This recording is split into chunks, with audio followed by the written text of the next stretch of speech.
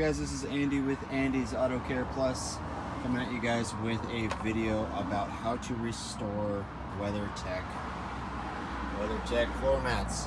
Or I'm sure this could go with any sort of black hard plastic floor mat, that sort of thing.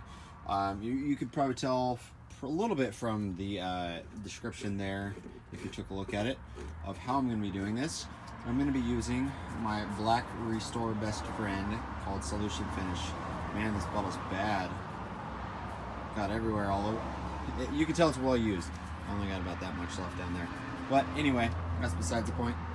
I'm going to get right into this, make this kind of a short video. This is a awesome little trick you can do. Sorry, it's kind of loud here. Hopefully you guys can hear me okay. I'm right next to the highway. So what we're going to do is I'm going to toss in a couple drops of this around in here. If you've used Solution Finish before, you know it goes a long way. I got myself just an old paintbrush. I'm going to get in there just like this.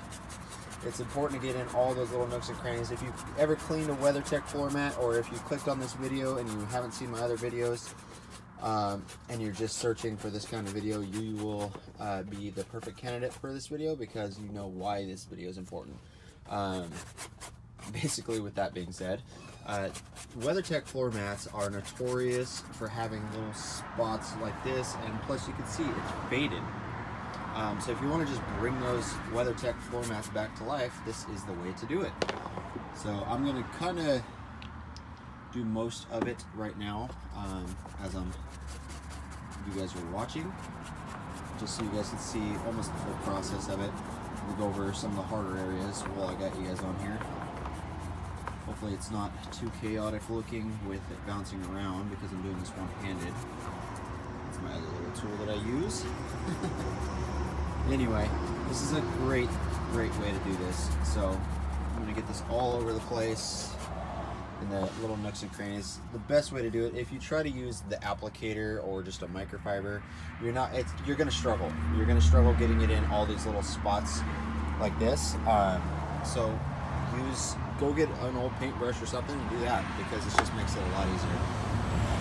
So now I'm going to put a little bit on my applicator.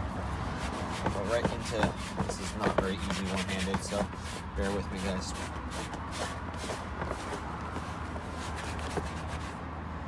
So basically that's what I'm doing. I'm going to use this all over. I'm not going to be able to do this very well one-handed, so I'm just going to do a little bit here and then show you guys the process, the rest of the process. So under normal circumstances, you're going to want to let it sit for about 2 minutes. That's pretty much what the instructions on the bottle say in the first place. This product you can use on the outer plastic if you don't know already. Any sort of black trim, you want to be careful because you don't want to get it all over the place, especially if you got a white vehicle. It's going to show up a lot. Black not so much, obviously, because this stuff is black. They also have, Solution Finish also carries one for gray. I'm not sure exactly what that one's called because I only have the black one. I don't come across gray a whole lot. But anyway, so we're going to wrap this up. I'm going to rub on this, mat it down. Basically what you're doing is you're wiping off any sort of excess Solution Finish on there. So this isn't the greatest video, guys. I'm sorry about that, but hopefully you guys will get the point of it. And I'll keep it short. We're already at like 3.5 minutes. So there's kind of what the finished product is going to look like, just in comparison. It's the gray. That's the passenger one, so that's not as bad. This being the driver's side one, it was a lot worse. So matting that, getting all that excess out of there. I haven't really had any complaints about it, like tracking on people's shoes, that sort of thing. I did see some other video about this, and they said that it could possibly go on the shoes and whatnot. If you wipe it down enough and properly, you shouldn't really have that kind of issue.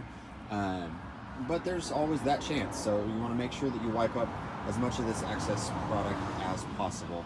So anyway, guys, I'm gonna keep it short. I'll catch you guys on the next video. Don't forget to hit that subscribe button, of course, and like the video, and I'll see you guys on the next one. Peace.